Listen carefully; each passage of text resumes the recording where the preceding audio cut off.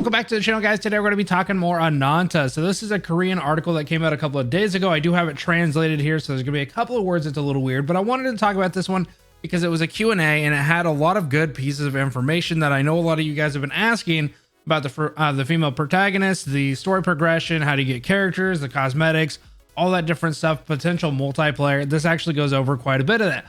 So this first one is just kind of the introduction of the game, like what it is, what's kind of going on. But let's go ahead and get into the Q&A. So the first part is going to be, it's been a hot topic for excluding character gacha. If so, please tell me how you get characters. So it really is all characters are obtained through gameplay. There are various ways to acquire characters. The most basic way is to follow the main story. You can naturally meet new characters and acquire characters in this way. The other way is to encounter other characters in the open world, and you can get them that way. The most basic method and mainstream method is the method obtained through the story. Again, it's translated. That part always makes me laugh. I try to do this a couple of times, but that part always gives me a little tongue twister. So basically, it's just saying like you can get through the main story. There's a couple of variations where you can get them through the open world. I'm guessing side quests, stuff like that. At first, it starts with only the captain, the main character. And as times go by, Taffy and other characters are added, but it's naturally acquired through the main story. As a result, it can be said that the longer you play, the more characters you have. You may also be curious about the BM. In this, I think it means gotcha. So it keeps referencing BM, but I'm pretty sure it's talking about the gotcha. But the main gotcha of Affinity, it says, but it's Ananta, is cosmetic items and mounts. Mounts, I'm guessing, is vehicles. This part is also related to the gotcha that NetEase is aiming for recently, but is avoiding pay to win. So it looks like they just said cosmetic items and mounts, which would be the vehicles in this case, because you don't have mounts, you have vehicles that you drive. I was able to enjoy the deep action even with EC controls.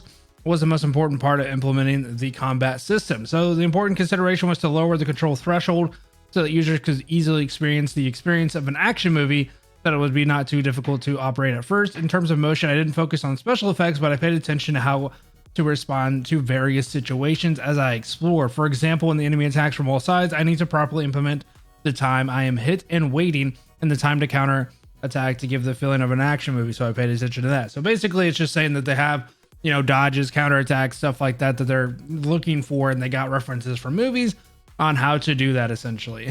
Which, I mean, there's some cool aspects to it. Obviously it is a little bit more action paced. There is the actual perfect dodge, which he's doing in this little video here.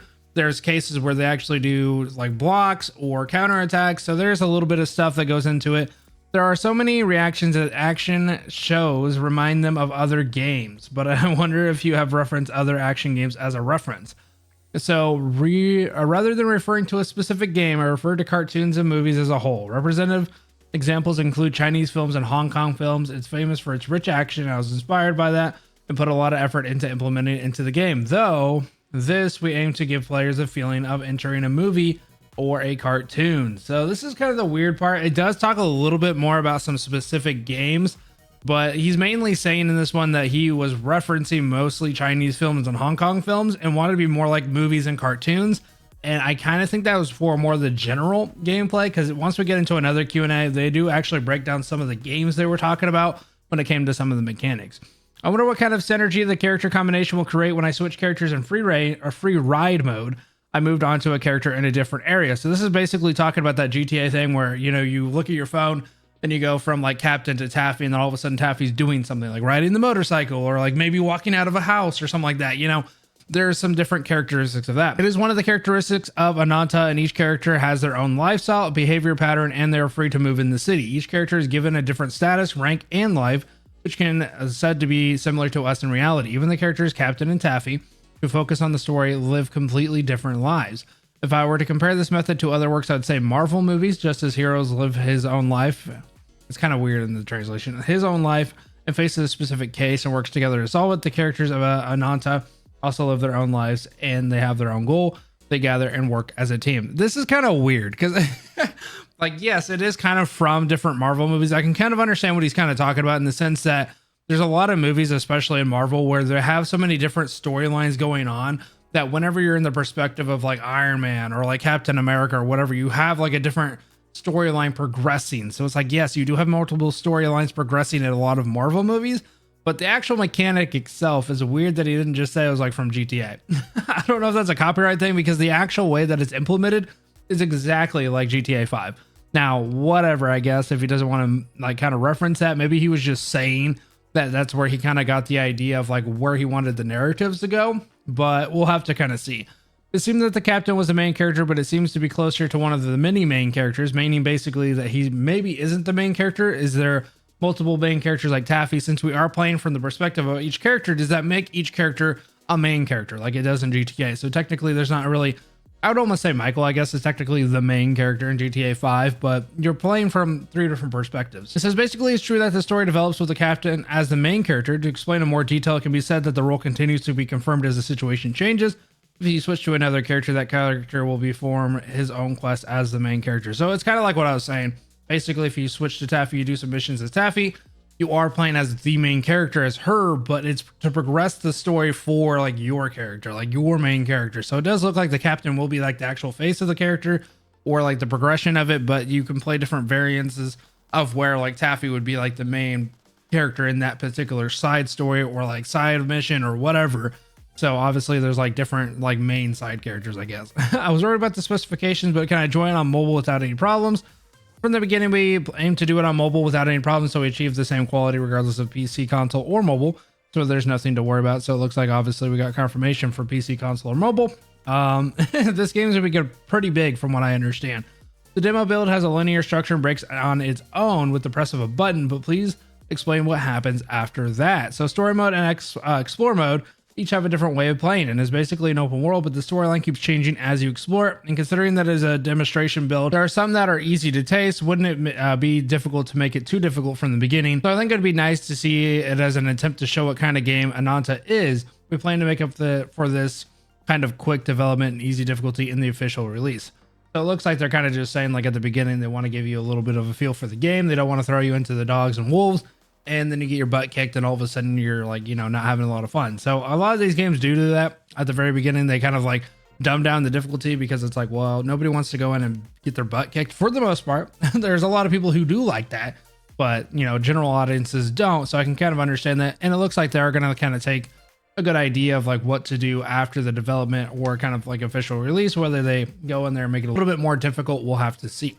So what is the size of the development team? So there are about 700 people working on this game. The Chinese team and the Montreal team are developing it together. 700 is insane to me. I don't necessarily know like what the average dev team size is, but I definitely know it's not 700, dude. That seems like a lot. How much do you consider the update cycle of adding new characters and regions? This one was pretty interesting.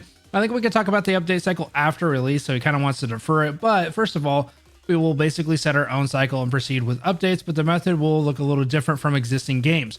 As you've asked, other games divide the cycle based on adding stories, characters, adding areas, etc. And we plan to continue to increase the density of the main city itself in addition to its method. For example, if there is only one movie theater at the time of the release, the number of movie theaters will naturally increase with providing services. In this way, we plan to increase the density and depth of the city. Of course, new areas and characters will be added. It can be said that expanding the city, increasing density, though, these two main methods is our renewal method. So it looks like we're just going to be kind of adding to the city. I hope that doesn't necessarily mean that we can't like go anywhere else. Because like how much more could you make a city diverse? Like obviously you could add like, you know, a Chinatown or like stuff like that to some different areas of it. But I kind of get worried that maybe, you know, like in Wuthering Waves, you can create whole different like biomes essentially by adding different islands and different parts of it. So we'll have to kind of see how they're able to progress with that. I mean, the movie theater thing is kind of weird because it's like in a game like this, why would you want more than one movie theater? I mean, I guess if the map was really that big, it does show us like a little bit of a piece of the map and it looks a little bit more like, I guess, bigger on this side. I don't necessarily know how long these like, you know, how long it takes to get anywhere in this game, but it's just one of those things where it's like, I don't know, how many movie theaters do you want? The city seems to be quite large, but how does it compare to reality? If I had to give an example, I'd say it's about the size of Manhattan. However, as mentioned earlier, it is not exactly decided as it plans to further expand the city in various ways. So it looks like it's pretty big, but they're obviously going to expand it and go different ways. We'll kind of have to see how that goes. The response at the scene was enthusiastic, but I'm curious at your impression of the atmosphere on set. The whole team is really happy. Above all, until now, there had to be some doubts about whether our judgment was correct with the team. But this time, when I saw the reaction of the spectators who demonstrated at the scene, I was convinced that, oh, our choice was not wrong. The direction was right. I guess I could say that we knew that the fun we were looking for was what the players wanted too. It's really a great strength. So basically, it sounds like they had a pretty good response, which I would say so.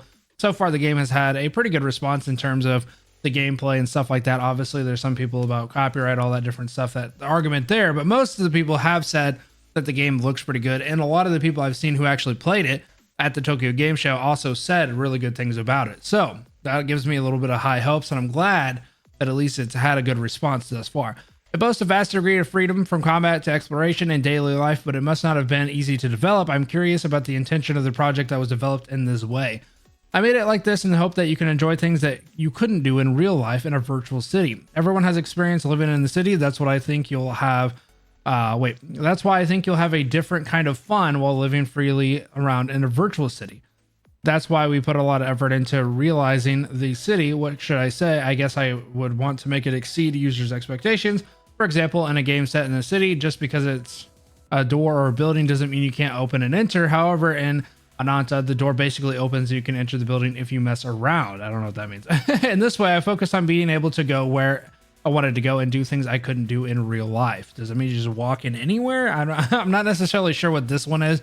It could be a poor translation, unfortunately, but it kind of sounds like he's just saying like, oh, if you want to kind of do this and do that, you know, you want to basically mess around. The whole point of these type of games is you're not going to go up to civilians and like start punching people in real life, most likely. So like in this game, you can do that, right? So it's just one of those things where it's like you kind of get to do whatever you want to do in a virtual reality setting. There's also a basketball court, for example. When you walk around the city and see a basketball court, you can think of a basketball. In other games, it might just be a background. Oh, okay. So this is basically what he's saying. So it's like you could play, looks like you can play basketball at that time. Of course, they will become users like this, and it wasn't easy to make it possible, but we developed it with the mindset if you want to do something, they should be able to do it. So he's basically just saying that they give you options. Not everything is just going to be a background setting like a basketball court. There's a lot of games where obviously in an open world setting, you can walk by a basketball court, but you can't necessarily play. So it sounds like we'll be able to play and do some different stuff like that. So it's going to be kind of interesting to see what kind of shops, what kind of different activities we got, and the type of stuff we're able to do in the city. What kind of gameplay is Ananta pursuing? What is a similar game as an example? This is what I kind of wanted to talk about very, eagerly. It was inspired by personas like Dragons and Chainsaw Men. I don't know what the Chainsaw Men is. So I do know like Dragon is probably Yakuza, and then Persona. Chainsaw Men is the one that kind of makes me a little confused. I don't know if he's referencing the anime. Regarding the atmosphere of the game, I wanted to capture the feeling of the Guardians of the Galaxy. It's moderately light, but has its own power. At the same time, I wanted to give it a different feeling from existing open world games. For example, most of the current open world games are focused on Western backgrounds, such as Europe and the United States. The main character is also an adult. However, Infinity keeps messing me up because it keeps saying that. Ananta wanted to give the exact opposite feeling in that area, so I focused on young characters and implemented them so they can enjoy their lives more lightly.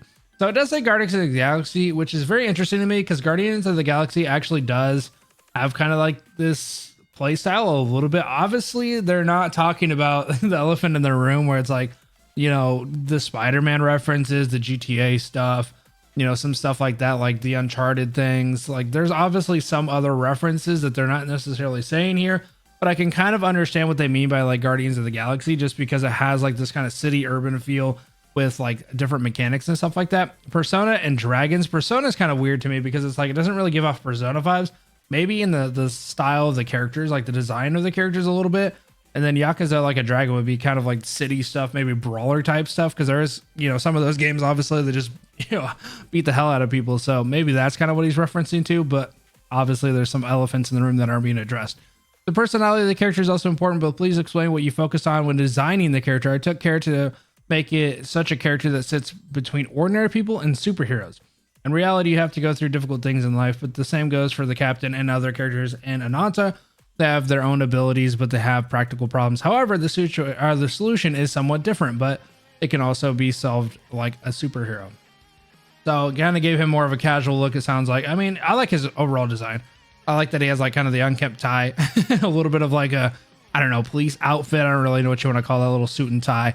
How do you define the degree of freedom pursued by Ananta in one world? I think you could said that it's game to live freely with your own character in a free and fun world. It's kind of interesting though, because like it is going to be a little bit more open world, obviously, but it's not really your character. It's like the main character, right? Because I don't think you can do any customization. Unlike the emphasis on freedom, there is no character customization. I would like to simply ask why they did this and why there's no female captains. So this is a big one too. I know a lot of people are asking about the female captain.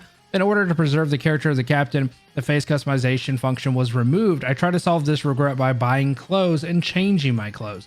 So basically they gave us the option to be more customizable in the sense of fashion, not necessarily in the face, because they want to be able to have like kind of a streamlined character that kind of goes through this stuff. That makes sense to me. The expression of you could be through your clothes, which I think is pretty dope. In the case of the female captain, has not been yet disclosed, but it exists. In the official release version, it will be in the form of choosing one of the male or female captains, and the dialogue, footprints, and gestures will be subtly changed accordingly. The storyline flows similarly. So it looks like no matter who you choose, there's just going to be slight variations and stuff like that between male and female, but you will be able to do that, which is cool for a lot of people who are worried about that. I usually play as like, you know, a self-insert, so I would have played as male, but I could definitely understand if you wanted to play as female and go through that, obviously, and experience that, because it's pretty dope. I understand that you are planning to support multiplayer as well. I wonder how multiplayer will develop. Please explain in detail whether there is a way for users to visit each other's cities or a form of dedicated multiplayer city server. You create a world, you choose a character, and you play with that character. Sounds very much like GTA Online. So it sounds like you're going to be able to make your own character. You can play with that character. You can create your own world, and maybe it's like an instance of the world or something like that, and you just jump on there and play. That's pretty damn dope, dude. That's pretty big news in itself, honestly, especially like you choose your own character. I guess it says choose a character. I guess I shouldn't say you create your own character, so maybe you can play as Taffy or something like that. I don't really know what it means by choose a character. I thought it said create a character, but I think it says choose. Please tell us about the release time, what the future testing schedule will be, and whether Korean users will be able to participate. The schedule has not been yet confirmed, but for now it aims to release simultaneously worldwide, so that's big news. First of all, it is a game that needs to be developed even now, and we have to continue to research and develop even after TGS is over, so it will take some time. However, we do not intend to drag it out for too long, and we plan to conduct tests in the near future. Korean users will be allowed to participate in the test, of course. Korean will also be supported. So we got some big stuff here. Simultaneously worldwide is a big one.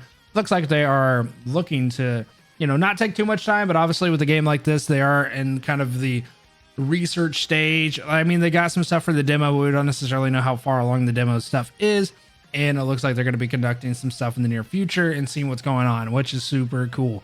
So regarding the gacha, do you have any implementation of making money? What do you think? So still, this is something we thought about. However, I thought that I should avoid randomly selecting characters, so I chose the current gacha. The key is the method is to satisfy most users in the storyline. If you do that, you'll get more users and you can actually make a profit. I'm not necessarily sure what the profit is, like actual profit or like in-game profit. Do you make more money because you obviously have more stuff you can do with different characters? Not 100% sure what the profit part of that is. What kind of game engine do you use? So they use Unity engine. Through trial and error has improved to make the engine perfect for the development team. Super cool. Please explain in detail about the cosmetic items, which are the core of the gacha. There are various vehicles from costume, dyeing, and there will also be vehicle customization elements, cosmetics items divided into paid items and free items. So it sounds like we can also get some free items. And in the future, it's planned to allow people to buy houses within the scope of not harming their freedom. I'm kind of curious what that means. So you'll be able to buy houses, it looks like, with it. Well, I don't know. So does that mean buy houses like with real money? Within the scope of not harming their freedom. I'm not really sure what that last part means. Like, I mean, it doesn't like ruin stuff for the storyline, or I'm not really sure.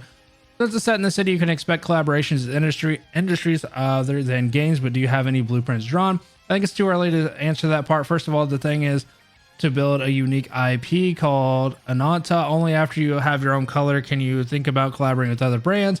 So basically, they're not really in a spot to think about collaboration, which makes sense. The game's not even released, so they're like not thinking about that probably. This last one is just kind of a shout out to Korea and the Korean fans. The dev's just like, hey, bro, you guys are cool.